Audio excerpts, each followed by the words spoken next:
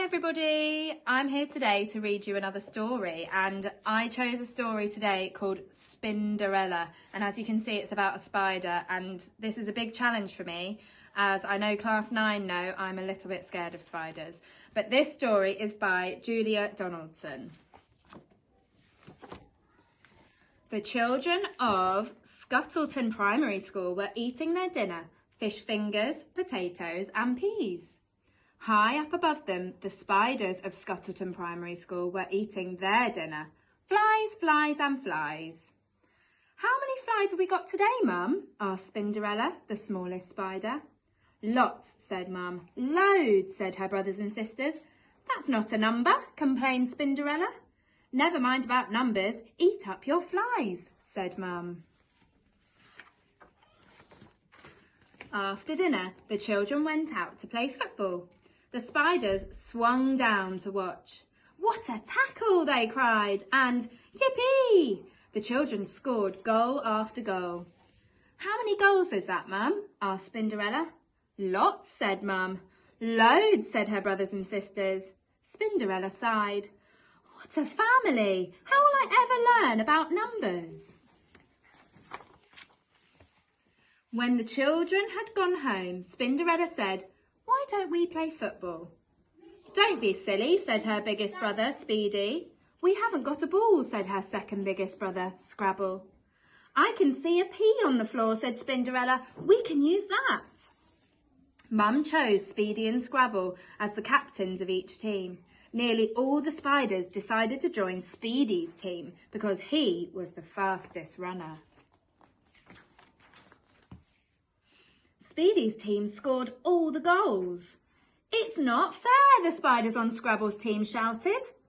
Yes, it is. You're just jealous, shouted the spiders on Speedy's team. To make things worse, the spiders hurt their legs kicking the pea. Before long, they were all quarrelling, moaning and kicking each other instead of the pea. Mum had to blow her whistle. How many spiders should we have in each team, Mum? Asked Spinderella. Lots, said Mum. Loads, said her brothers and sisters. I think both teams should have the same number, said Spinderella, but her brothers and sisters all turned on her. Down with numbers, they yelled. Next morning, Spinderella woke early. She felt sad. I wish I could learn about numbers, she sighed. And so you shall, came a loud voice. Spinderella spun round and saw an enormous, hairy spider. Who are you? Asked Spinderella. I am your hairy godmother, said the enormous spider. Follow me. Spinderella scuttled after her, out of the dinner hall, along a corridor, and into a classroom. And up to the ceiling. Spinderella looked down and saw a teacher come into the classroom with a pile of football bibs. Keep your eyes and ears open, said the hairy godmother, and in a flash she was gone.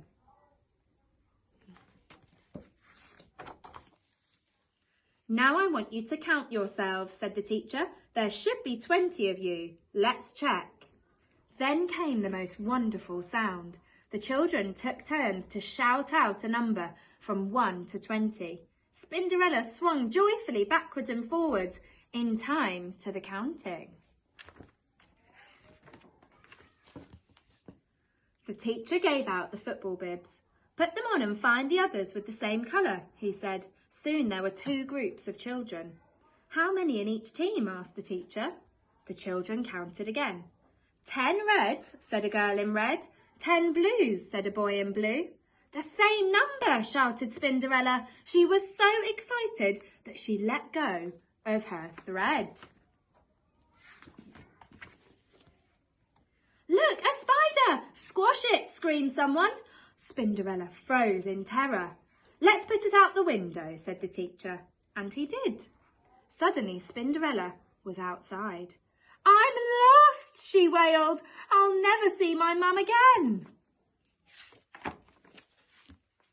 But then she turned round and spotted 2 football goals.